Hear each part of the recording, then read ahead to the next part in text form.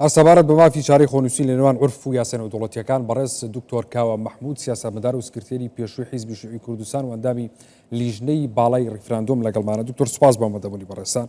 ئەگەر لە ڕووی دەستور و جێبەجێکردنی دەستورەوە سیر بکەین ئەنجامدانی ڕیفراندۆم تا چەند مافی هەرێمی کوردستان ڕاستە لە بواری یاسای نێودەوڵەتی و بواری بەڵگەنامە نێودەوڵەتەکان و تەنانەت ئەگەر بگەڕێنەوە بۆ خودی دەستوری عێراق کە ئاماژە بۆوەکە کە یەکبوونی خاکی عێراق پەیوەندی بە جێبەجێکردنی ئەم دەستورەوە هەیە و بەتایبەتی چەندین مادەی گرنگ لەو دەستوری عێراق ساڵی 2005 جێبەجێ نەکرا.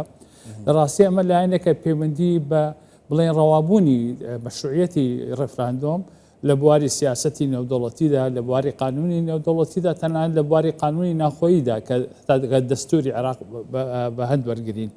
بەڵام ئەمێنێتەوە مەشروعیەتی سەرەکی ڕەوابوونی سەرەکی دەگەڕێتەوە بە تێکۆشانی گەلی کوردستان واتە ڕەوابوونی ڕیفراندۆم و تێکۆشان بۆ سەربەخۆیی گەلی کوردستان بنەما سەرچیەکەی گەلی کوردستانە ئیرادی گەلی کوردستانە و گرنگ دەوەدا ئێمە جەخت لەسەر ئەو بابەتە بکەینەوە. جەختکردنەوە لەسەر ئەو بابەتە مانای ئەوەیە ئەم ڕیفراندۆمی کە کرا وەرچەخانێکی تونەنایەتی بوو وێزگەیەکی تونەنایەتی بوو. ئەم وێزگەیە ئەگەر بگەڕێنەوە بۆ پاشخانی ئەم وێزگەیە لە خۆران نهاتووە لە تێکۆشانێکی بێوچان لە کۆمەڵێک داواکاری و تەنانەت ئەم بڕیارێکە وەرگیراوە کە بڕیاری ڕیفراندۆم بڕیارێکی سەربەخۆ بوو. هیچ لایەنێکی نێودەوڵەتی نەهات لەگەڵ لایەنی کوردستانی بڵێ ئێوە ڕیفراندۆم بکەن. لەبەرەوە بنەمای بڕیارەکە مەشروعیەتی بڕیارەکە بەرژەوەندی خەڵکی کوردستانە. باشە ڕیفراندۆم بۆ ئەنجام دەرا جگەلەوەی کە ینی مافێکی سروشتی خەڵکی کوردستان بۆ هۆکاری دیکەشە بوو لە پاڵەمانە.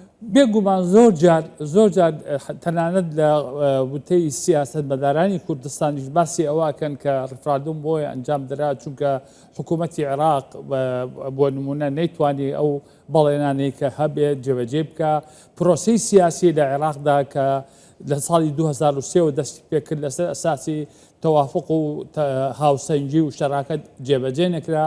ئەو مادانی دەستور جێبەجێ نەکرا تێکرا ئەم بابەتە وای کرد کە بڵێن هەنگاو بنرێ بۆ ڕیفراندۆم. ئەمە لایەنێکێتی بەڵام من لە ڕاستیە پێم وایە جگە لەم لایەنە لایەنی سەرچەکەی ئیرادەی خەڵکی کوردستانە بۆیە بڕیاری ڕیفراندۆم نابێ وەکو کاردانەوەیەک تەماشا بکەین وەکو لەبەرەوەی کە کاردانەوەی دەسەڵاتدار لە بەغا وا بووە ئێمە بۆیە ڕیفراندۆممان کردووە. من پێم وایە ئەم لۆجیکی ڕاست نییە. ئەمە گومان ئەخاتە سەر ڕەوابوونی مەشروعیەتی ڕیفراندۆم. من پێم وایە مەشروعیەتی ڕیفراندۆم پەیوەندی بە ئیرادەی خەڵکی کوردستانەوەیە. باشە ئەو ئیرادەیە چۆن ڕەنگی دایەوە ئەو ئیرادەی ڕەنگی داوە لەو ژمارە زۆرە کە چوو بۆ دەنگدان یعنی بووە شایەکی نیشتیمانی کوردستانی واتە ڕەوابوونی ئەم مەسەلەیە لەم حاڵەتایە. بەوەردەوامی پروپاگەندەی ئەوە دەکرێت کە گوایە ئەوکو ئیتیهامکردن بە جابوونەوە بە جاخوازی لە ڕاستیە نابێت ئێمەش تەنانەت وات مامەڵە لەگەڵ ڕیفراندۆم بکەین وەکو بڵێ ئێمە گومان تاوانێکمان کردووە. هەندێک لەوانەیە هەندێک لایەنی سیاسیە هەندێک کەسایەتی وەکو بڵێ تاوانێک کراوە تاوان نەکراوە و تەنانەت ئەگە باسی جابوونەوەش بکەی جابوونەوەش تاوان نییە.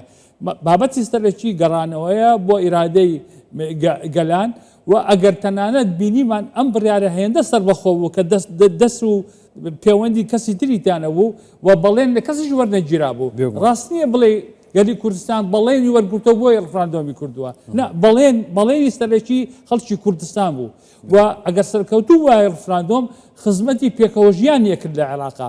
ئەبینی ئێستا ناسەقامگیری هەیە لە عێراق نەبوونی ناسەقامگیری لە عێراق لەوەدا دێتە پێشەوە کە بڕیاری ڕیفراندۆم جێبەجێ نەکراوە. پەیوەندیەکی ئاسایی نێوان گەلی کوردستان و تەواوی گەلی عێراق ڕاستیە بۆ ئەبێ کە ئیرادەی گەلی کوردستان جێبەجێ بکرێ و بڕیاری ڕیفراندۆم جێبەجێ بکرێت. زۆر باشە ینی لەگەڵەوەی کە لە دەستورە کوردۆ مافی هەیە و مافێکی سروشتی هەر گەلێکە کە بێوێت سەربەخۆ بژی ینی ئەو ئەقڵیەتەی کە یعنی ئەمەی قوبوڵ نییە لەگەڵ ئەمە هیچ مافێک نایە بە هەرێمی کوردستان لە موچە لە سەرجەمە بافانی کە هەرێمی کوردستان هەیەی یعنی ئەم هۆکارانە تاوەکو ئێستا هەرماون خۆی ئەگەر بگەڕێنەوە ئەم هەشت ساڵە ئەو ڕووداوەی کە ئەم هەشت ساڵە ڕوویداوە بە تایبەتی لە مامەڵەکردن نێوان حکوومەتی هەرێم و لەگەڵ بەغدایە جەقل لەوە ئاکاتەوە کە بڕیاری ڕفراندۆم برالێکی ڕاست بووە. ئەمە